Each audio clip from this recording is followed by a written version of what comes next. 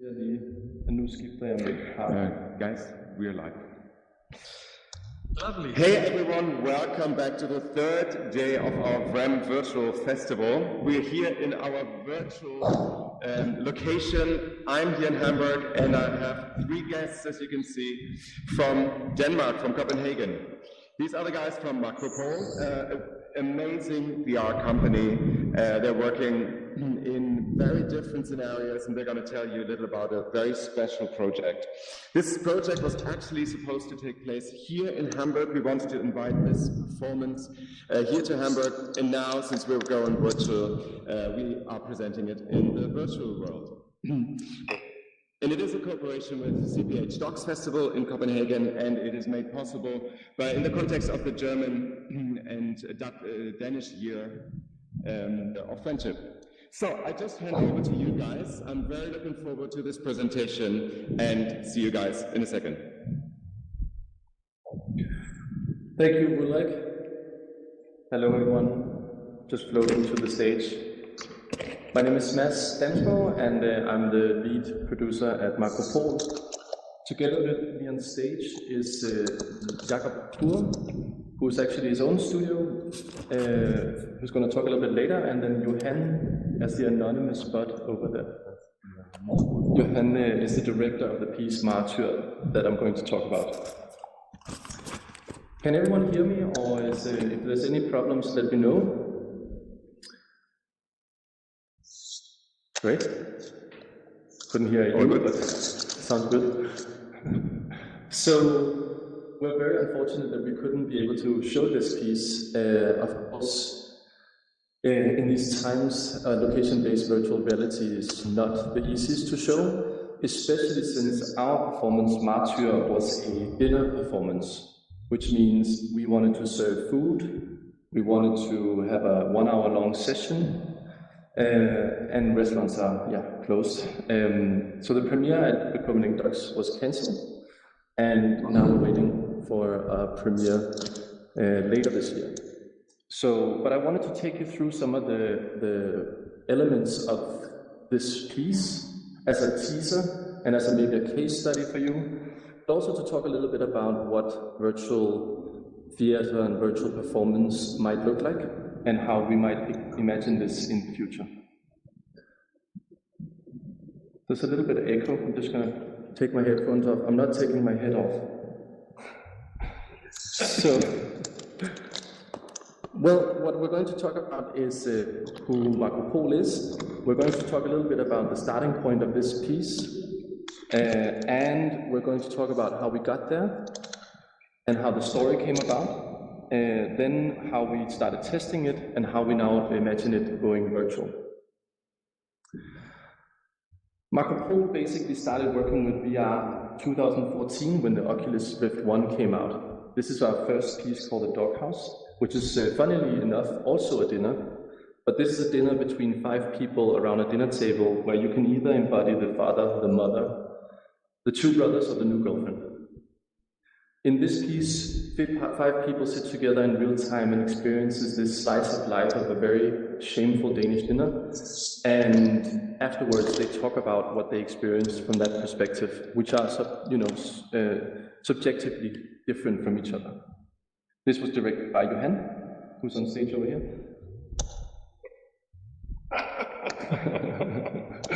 And later on, these are a couple of our projects. This is Doom Room that in 2017 toured around the world.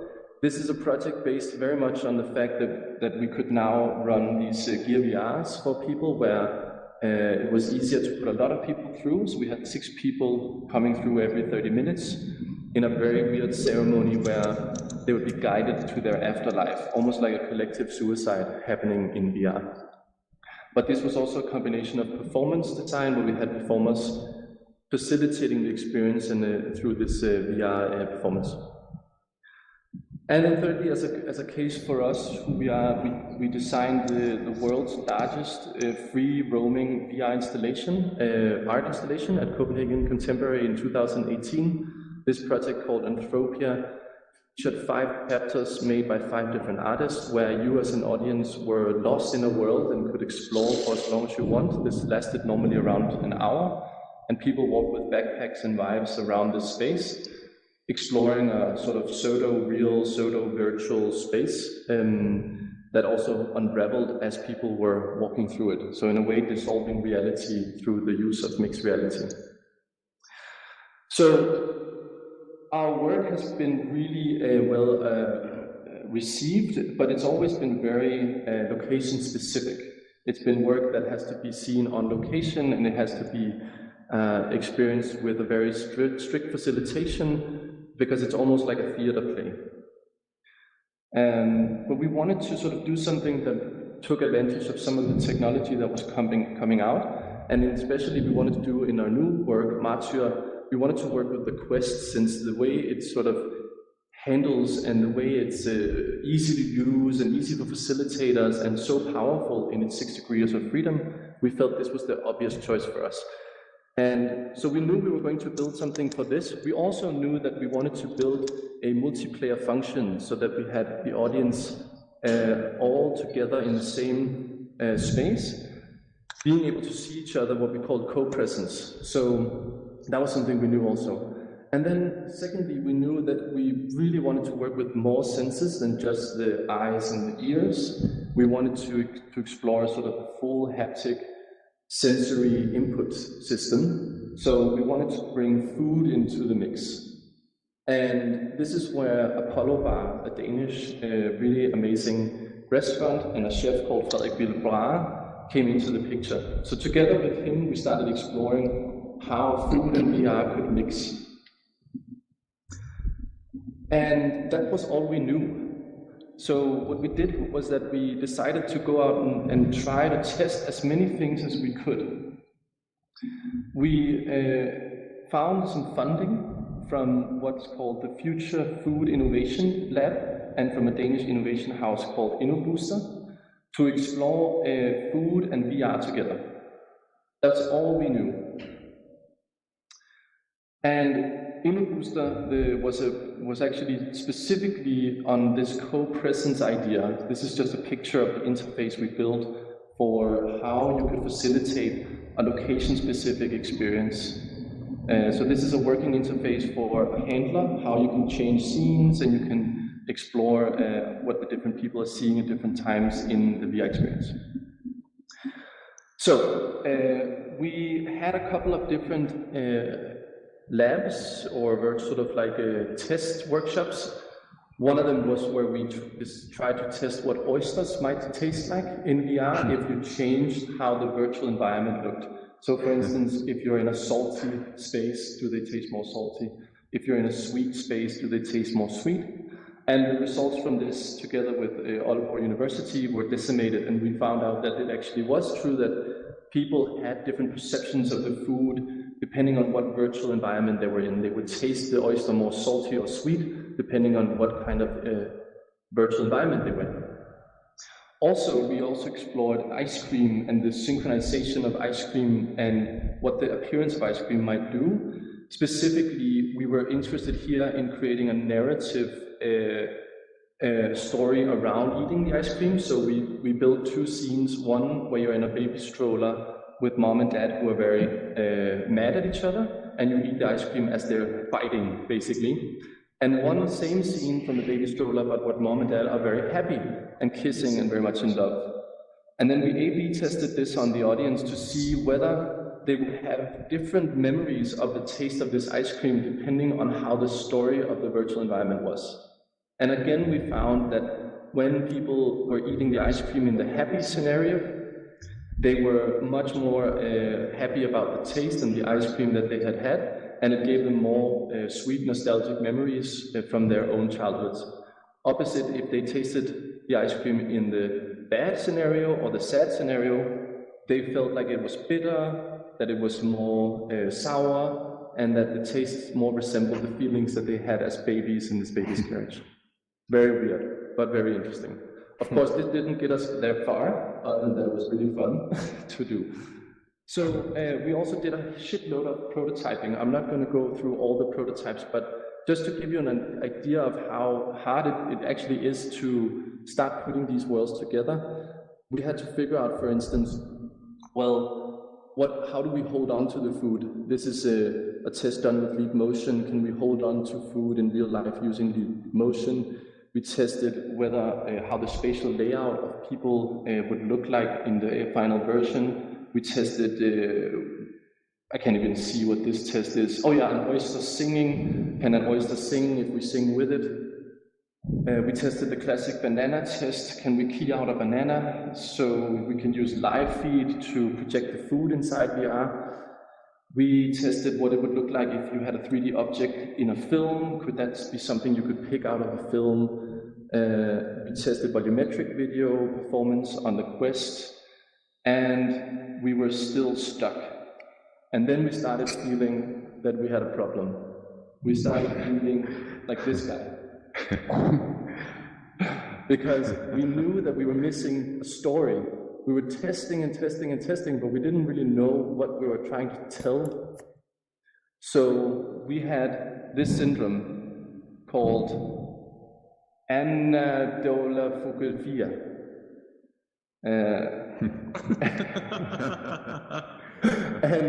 And that's why I'm going to leave you now with Johan, who is going to tell us what happened when the story of Donald came.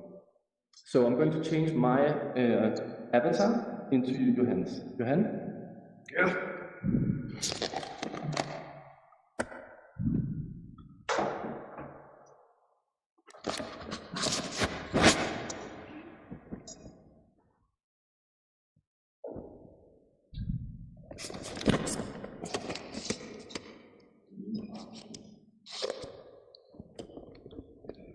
Så har vi pege på de der next slides, ikke? Okay. Okay, hello everyone. My name is Johan, and I'm a film director and a writer. I've been working with Martyr ever since we did the Doghouse, and so this project was very different because it was a project that started out with a concept. I have a terrible echo, Mads. Is that? No, all good. We hear you well. Okay. But I have a very bad echo. Like this? Okay. So, as Mads mentioned, this started out as a project, and the idea of putting several elements like food and VR and performance together. And when we first started talking about this, the first thing that sort of hit me that could be interesting to figure out is to take the old motto, "You become what you eat." In Denmark, there was a motto in the 70s and the 80s to make sure that people were eating healthy, and so you don't want to be a burger, so don't eat a burger, but you want to be a carrot, so eat a carrot. But I thought that in a way that maybe VR could actually do that, to make sure you actually become what you eat. And as a concept that was interesting and funny, and we started working with that, but there was no sort of story to it, and I was thinking a lot about what would be the development of this. Would this just be like an art installation where you just experience stuff, or would it be a story that was told, and how would that story be told, and how can we make sure that story became something important and not just a stupid idea or a stupid concept.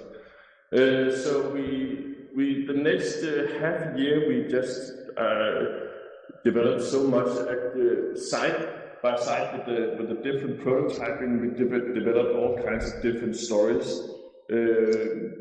For instance, we tried to see how if it could be some kind of a love story or stuff like that. And I was constantly developing ideas, but none of them really seemed to do any good. And the time just went on, and when we went to the final and most important test where everything should come together, I still didn't have a story to it, but we were like, okay, this is just a test, let's just try it out, let's just put all the elements together and see what happens. And there was supposed to be audience coming on, I think it was maybe Monday, and Saturday we had the last, the last technical rehearsal. And when that was done and I went through it all, I was like, okay, this is super, super shitty. And I went back and I went to bed and I couldn't sleep. And the next morning I was kind of like, okay, I'm calling Mads and calling all of this off because we don't have anything. But then it was like, no, I want to use, I have this day, I have this Sunday, I want to use this whole Sunday to try to give the last shot and come up with something.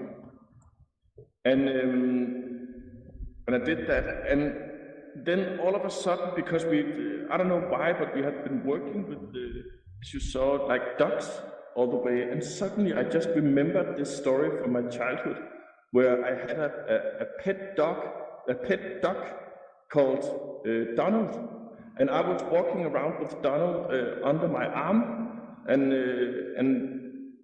then we went to the sandbox and we played in the sandbox, and I put Donald down right next to me, and we played. And then if I wanted to move on, I just picked Donald up and we moved on. But one day, out of the blue, in the sandbox, Donald just looked at me, and then he all of a sudden just attacked me and hit me in the forehead with his beak. And blood just started pouring out of the hole in my forehead, and I started crying. Of course, I was like 5 years old or something like that. And as a consequence of that, Donald was dead, and we ate him.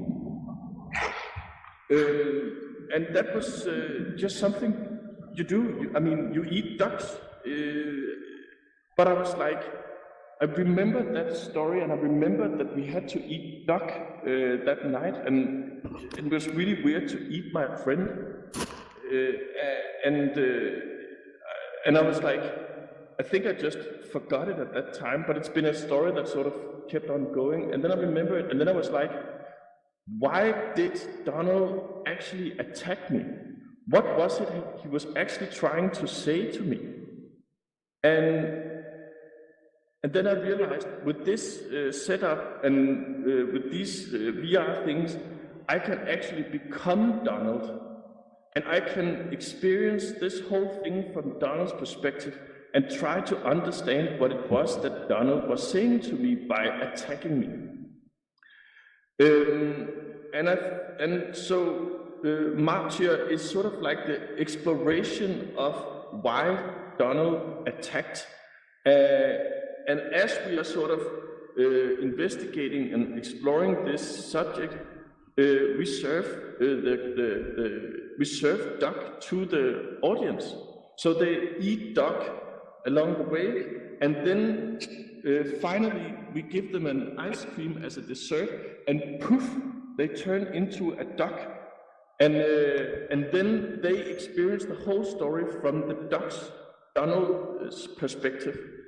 And I won't say what the ending is. You have to experience it for that, of course. But I think it's there is something super interesting in discussing, when somebody hurt us, we kill them and we eat them. This was sort of the lecture I had from this experience as a child. If somebody hurts me, I kill them and I eat them. And in a way, now I'm a vegetarian, and this is a very big topic for me, and I really love animals, and I can't get around the idea longer to actually kill animals. But we do this, we entertain ourselves in restaurants every night eating friends. So Og skift slide, og så kan du tale om de også ender i vores. Yes, okay. So what you see here is something that we serve at the performance. This is actually duck hearts. So at the performance, you are going to eat the heart of a duck, and these hearts. I mean, there's one heart in each of the ducks, so if there's like 200 guests at the performance, that means that 200 ducks will die in order to entertain us.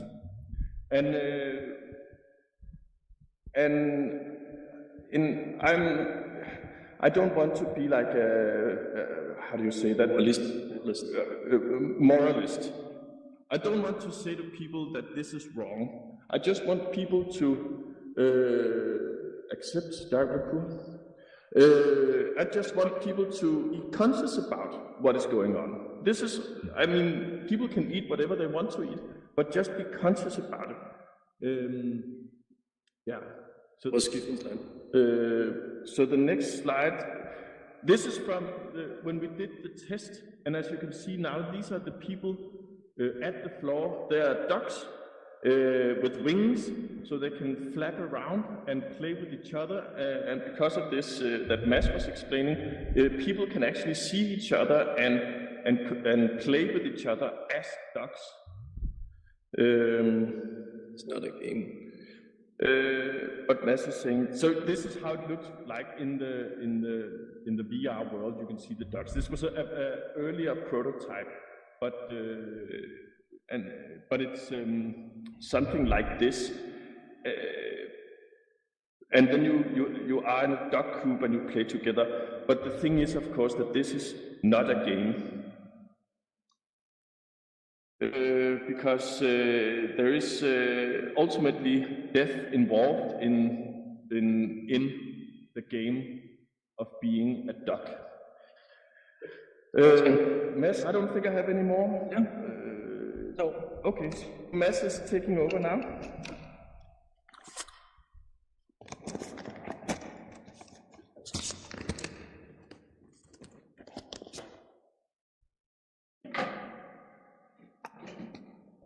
So I'm back, and thank you, Johan. Can everyone still see me? Yes. Yes. So yes, this is where we want to end the case study of Martyr, basically to tell you that we are very excited to show you what goes on in the performance, and as you might be able to see from some of the stills, it will not be without blood. But one of the things that I wanted to now transition to is to discuss more what we can do in the time of Corona, because of course this piece is very dependent on being facilitated in a space and with live actors and performers and with people sitting around with a waiter serving them food.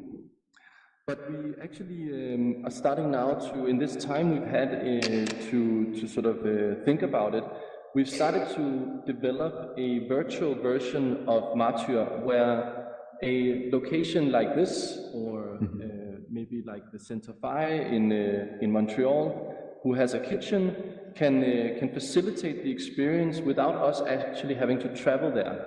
So the idea is that we can set up live performances from where the performer will be visible in VR, like I am now, and we will experience this kind of performance where we can be together, eat, and but also experience a live performance, yes, remotely, actually. And this is something that not only Martyr project is going to explore. This is something actually all of our coming VR projects are now going to explore. Can we transition into a more virtual version of our performances that allows for more locations and for more audience reach around the world without us having to travel? And that's why I also want to now introduce Jakob la Cour on stage. I don't know where he is actually. I think he went away. Maybe you have to swap your avatars again. Oh, okay. He's coming up from behind the scene because Jakob and Marco Pol are together exploring something we call XR black box, and I will let Jakob talk to you a little bit about that. And moving away here. Yeah. Hello, everyone. It's wonderful to be here in this magical place. Woo! Thanks. I really love it. And it's very much in sync with what we want to Guys, explore. sorry, just a very quick We want interruption. to create a space, an XR just one black moment. box, where people can come and experience magical experiences. And something like this is really interesting to think about. Like, how can you start somewhere before you go into the actual experience, and then go there and see magical things. Mads and I has joined forces in Denmark. I have been working on a project called Virtual Black Box, where I developed opportunities to create mixed reality experiences. So we were very much into this idea of having the physical space and the virtual space together. Vi skal begynde at runde af, Jakob. But yeah, the point is that we have gathered a lot of theaters and institutions, and we want to invite more people into this. So please contact me or Mads if you want to be partners in this initiative, in this vision of creating theater and theatrical experiences and virtual reality combined. Thank you so much. Thank you. Thanks a lot. That's it.